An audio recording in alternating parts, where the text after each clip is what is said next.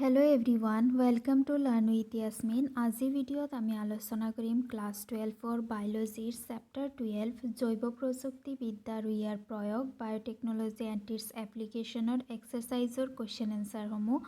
প্ৰথমটো কুৱেশ্যন আছে জৈৱ বিষৰ স্ফটিকবিলাকে সিহঁতক উৎপাদনকাৰী বেক্টেৰিয়াবিলাকক কিন্তু ধ্বংস নকৰে কাৰণ বেক্টেৰিয়াবিলাক জৈৱবিক প্ৰতিৰোধী।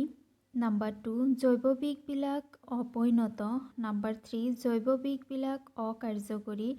নাম্বাৰ ডি বেক্টেৰিয়াবিলাকে জৈৱবিকবিলাকক এক বিশেষ মনাৰ ভিতৰত ভৰাই ৰাখে।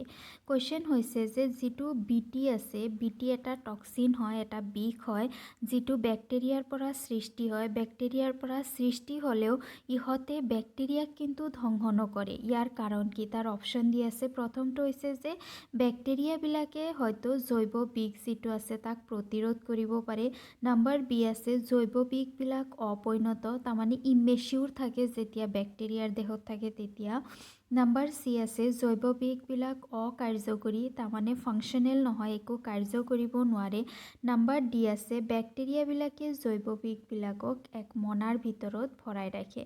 চ' ইয়াৰ এনচাৰ হৈছে জৈৱবিকবিলাক অকাৰ্যকৰী, তাৰমানে জৈৱবিকবিলাক যেতিয়ালৈকে বেক্টেৰিয়াৰ ভিতৰত থাকে তেতিয়ালৈকে ইহঁত কাৰ্যক্ষম নহয়। বেক্টেৰিয়াত জৈৱবিকবিলাক অকাৰ্যকৰী হৈ থাকে, যেতিয়াই পতংগৰ দেহত সোমায় তেতিয়া সক্ৰিয় হয়। চ' বেক্টেৰিয়াৰ দেহত থকালৈকে ইহঁত ইনএক্টিভ অৱস্থাত থাকে আৰু যেতিয়াই ইহঁত বেক্টেৰিয়াৰ দেহত প্ৰৱেশ কৰে, প্ৰৱেশ কৰাৰ লগে লগে বেক্টেৰিয়াৰ pH এইবোৰ পাই পেলাই এই বিষটো সক্ৰিয় হৈ যায় আৰু পতংগসমূহক ধ্বংস কৰে।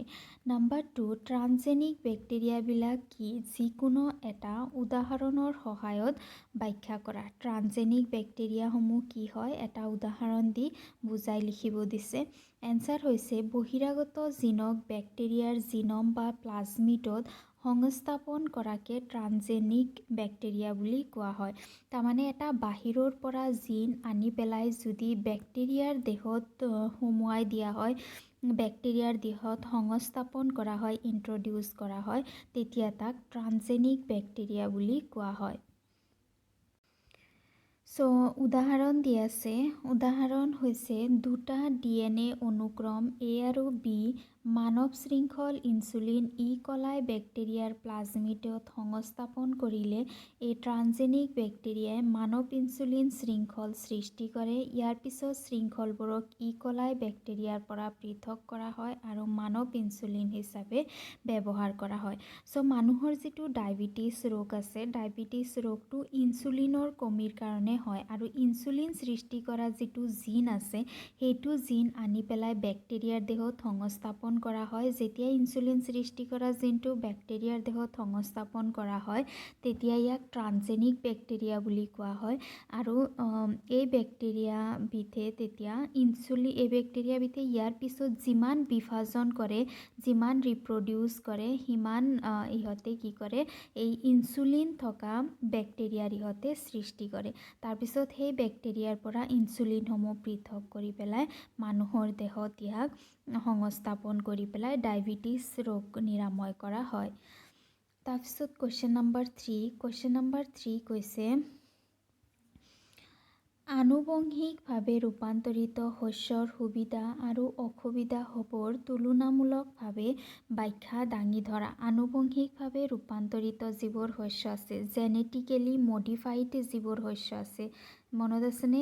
জেনেটিকেলি মডিফাইড শস্যৰ বিষয়ে যে আমি চেপ্টাৰ পঢ়িছিলোঁ, সেইবোৰৰ সুবিধা আৰু অসুবিধাৰ মাজত তুলনা কৰিব দিছে। তাৰমানে সুবিধা আৰু অসুবিধাৰ মাজত পাৰ্থক্য কেনেকুৱা হয় সেই পাৰ্থক্য ৱাইজ সিহঁতক লিখিব দিছে।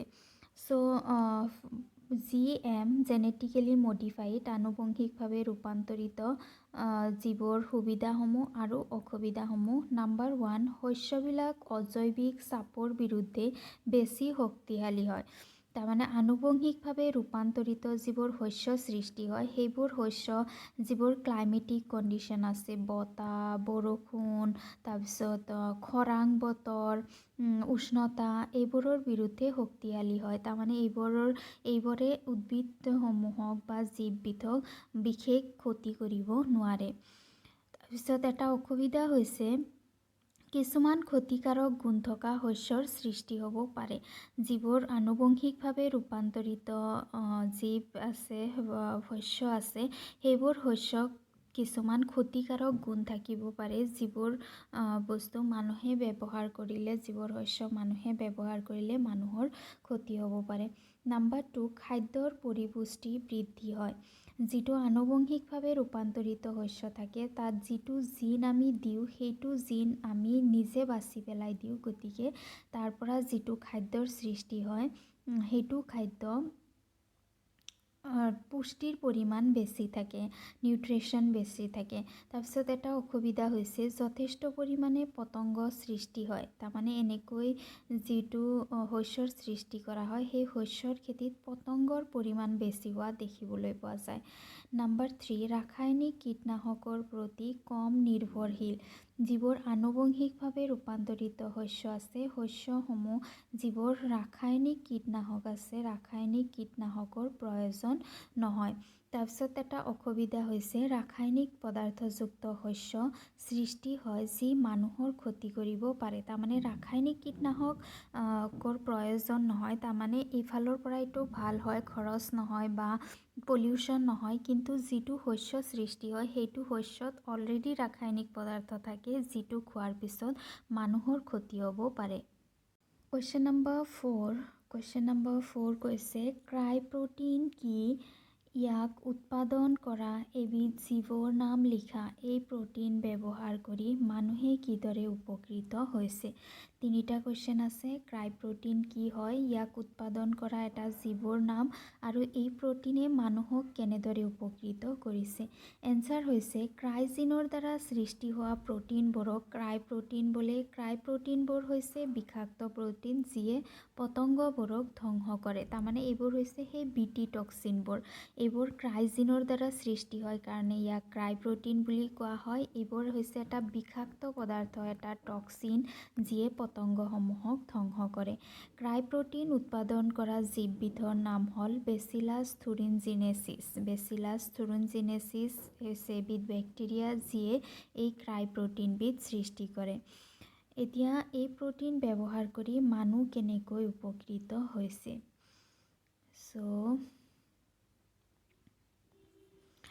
এই প্ৰটিন ব্যৱহাৰ কৰি মানুহে যথেষ্ট উপকৃত হৈছে। প্ৰটিনবিধক বিভিন্ন উদ্ভিদত সংস্থাপন কৰি ট্ৰান্সজেনিক উদ্ভিদ সৃষ্টি কৰা হৈছে। এই যিটো ক্ৰাই প্ৰটিন আছে ক্ৰাই প্ৰটিনবিধ উদ্ভিদত সংস্থাপন কৰা হয়। উদ্ভিদত সংস্থাপন কৰিলে ট্ৰান্সজেনিক উদ্ভিদৰ সৃষ্টি হয়, আৰু যিবোৰ উদ্ভিদক পোক পতংগ, মাখি, পখিলা আদিয়ে কোনো ক্ষতি কৰিব নোৱাৰে। যেতিয়া পোক পতংগ, পখিলা আদিয়ে এই উদ্ভিদসমূহক ক্ষতি কৰিবলৈ আহে তেতিয়া এই বিটি টক্সিন বা ক্ৰাই প্ৰটিনৰ কাৰণে এই পতংগসমূহ তাতে মৰি যায়। গতিকে ইহঁতে সেই শস্যসমূহৰ বিশেষ ক্ষতি সাধন কৰিব নোৱাৰে। কুৱেশ্যন নম্বৰ 5, জিন চিকিৎসা কি? এডিনোচাইন ডিএমাইনেজ ADA অভাৱৰ উদাহৰণ ব্যৱহাৰ কৰি ইয়াৰ ব্যাখ্যা আগবঢ়োৱা। জিন চিকিৎসা কি হয় তাক ব্যাখ্যা কৰাৰ বাবে এডিনোচাইন ডিএমাইনেজ যিটো ডিছঅৰ্ডাৰ আছে, বিসংগতি আছে, তাৰ এক্সাম্পল লৈ পেলাই জিন চিকিৎসাটো এক্সপ্লেইন কৰিব দিছে। এনচাৰ, জিন চিকিৎসা হৈছে জিনৰ ত্ৰুটি নিৰাময় কৰা। কোনো অকামিলা জিনৰ ঠাইত সুস্থ জিন ভৰাই দি কাম কৰাৰ সুবিধা কৰি দিয়া। জিন চিকিৎসা মানে হৈছে কি, কেতিয়াবা জিনত কিছুমান ভুল হয়, তাৰমানে সেইটো জিনে যিটো প্ৰটিন সংশ্লেষণ কৰিব লাগিছিল সেইটো প্ৰটিন সংশ্লেষণ কৰি নিৰ্দিষ্ট চৰিত্ৰটো প্ৰকাশ কৰিব নোৱাৰে। জিন চিকিৎসাৰ দ্বাৰা কি কৰা হয়, জিনৰ যে এনেকুৱা ধৰণৰ ভুল সৃষ্টি হয় সেই জিনসমূহৰ ট্ৰিটমেণ্ট কৰোৱা হয়, আৰু যিটো অকামিলা জিন আছে যিটোৱে চৰিত্ৰ প্ৰকাশ কৰিব পৰা নাই সেইটো জিন ৰিপ্লেচ কৰি পেলাই এটা সুস্থ জিন ভৰাই দি পেলাই এই যিটো জিন বিসংগতি থাকে তাক আঁতৰোৱাৰ চেষ্টা কৰা হয়। এডিনোসাইন ডিএমাইনেজ ADA হ'ল অতি কম দেখা দিয়া এটা জিনীয় বিসংগতি। এইটো হৈছে কি অতি কম পৰিমাণে দেখা দিয়ে, বহুত ৰেয়াৰ দেখা পোৱা এটা জিনীয় বিসংগতি হৈছে এডিনোসাইন ডিএমাইনেজ। এই বিসংগতি এডিনোসাইন ডিএমাইনেজৰ বাবে দায়িত্বশীল জিনৰ অপসাৰণৰ বাবে হয়। এডিনোসাইন ডিএমাইনেজ হৈছে এবিধ উৎসেচক। এইটো উৎসেচক সৃষ্টি কৰাৰ কাৰণে দায়ী যিটো জিন আছে, সেইটো জিন যদি কিবা কাৰণে অপসাৰণ হয়, ডিলিট হৈ যায়, তেতিয়াহ'লে এই ৰোগ দেখা দিয়ে। ADA উৎসেচকটো ৰোগ প্ৰতিৰোধ ক্ষমতাই কাম কৰাৰ বাবে অতিশয় প্ৰয়োজনীয়। এই ADA যিটো উৎসেচক আছে, সেই উৎসেচকটোৱে শৰীৰত যাতে অসংক্ৰাম্যতাই কাম কৰিব পাৰে তাৰ কাৰণে ই ৰেছপন্সিবল হয়, অসংক্ৰাম্যতাক সক্ৰিয় কৰি দিয়ে। গতিকে এইটো জিন যদি নাথাকে তেতিয়াহ'লে শৰীৰৰ অসংক্ৰাম্যতাই, বিশেষকৈ অসংক্ৰাম্যতাৰ যিটো কাম আছে সেইটো কাম শৰীৰত বাধা পৰে। ইয়াক জিন চিকিৎসাৰ বাবে নিৰাময় কৰা হয়। ইয়াক জিন চিকিৎসাৰ দ্বাৰা নিৰাময় কৰা হয়। এই ADA যিটো ডিছঅৰ্ডাৰ আছে, ইয়াক জিন চিকিৎসাৰ দ্বাৰা কি কৰা হয়, যেতিয়া ভ্ৰূণ অৱস্থাতে থাকে, ভ্ৰূণ অৱস্থাত ইয়াতে কোৱা হৈছে কাৰ্যক্ষম জিন ভ্ৰূণ অৱস্থাত অস্থিমজ্জাৰ কোষত সংস্থাপন কৰা হয়।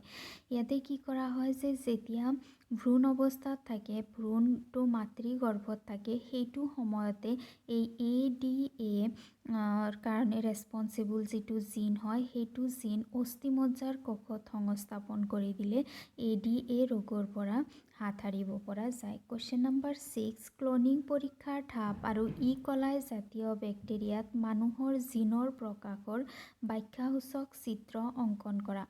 ক্লনিং পৰীক্ষাত ইকলাই বেক্টেৰিয়াই কেনেদৰে মানুহৰ জিন প্ৰকাশ কৰিব পাৰে তাৰ এটা চিত্ৰ অংকন কৰিব দিছে। আৰু কুৱেশ্যনত আৰু এটা বস্তু আছিল যে বৃদ্ধি হৰম'নক আমি এক্সাম্পল হিচাপে লৈ ইয়াক ব্যাখ্যা কৰিব বা চিত্ৰ অংকন কৰিব পাৰোঁ। ইয়াতে বেক্টেৰিয়েল ক্ৰম'জম আৰু প্লাজমিডৰ সৈতে ইকলাই লোৱা হৈছে। বেক্টেৰিয়েল ক্ৰম'জম তাৰমানে ইকলাইৰ ভিতৰত আছে বেক্টেৰিয়েল ক্ৰম'জম আৰু প্লাজমিড। ইফালে লোৱা হৈছে মানৱ কোষ। এতিয়া এই ইকলাইৰ পৰা প্লাজমিড যিটো আছে তাক পৃথকীকৰণ কৰা হৈছে আৰু মানৱ কোষৰ পৰা বৃদ্ধি হৰম'ন থকা যিটো জিন আছে, সেইটো জিন পৃথক কৰি অনা হৈছে। অনাৰ পিছত ৰেষ্ট্ৰিকশ্যন এণ্ডনিউক্লিয়াছৰ দ্বাৰা এই দুয়োটা প্লাজমিড আৰু বৃদ্ধি হৰম'নৰ জিন থকা যিটো DNA আছে, দুয়োটাকে কটা হৈছে ৰেষ্ট্ৰিকশ্যন এণ্ডনিউক্লিয়াছৰ দ্বাৰা। কটাৰ পিছত কি হয়, আমি জানো যে যেতিয়া ইহঁতক কটা হয়, কটাৰ পিছত এটা আঠালেটীয়া মূৰৰ সৃষ্টি হয়। DNA সমূহক ৰেষ্ট্ৰিকশ্যন এণ্ডনিউক্লিয়াছৰ দ্বাৰা কটাৰ পিছত এটা আঠালেটীয়া মূৰৰ সৃষ্টি হয়। সেই আঠালেটীয়া মূৰত DNA লাইগেছৰ দ্বাৰা DNAৰ টুকুৰা দুটাক জইন কৰা হৈছে।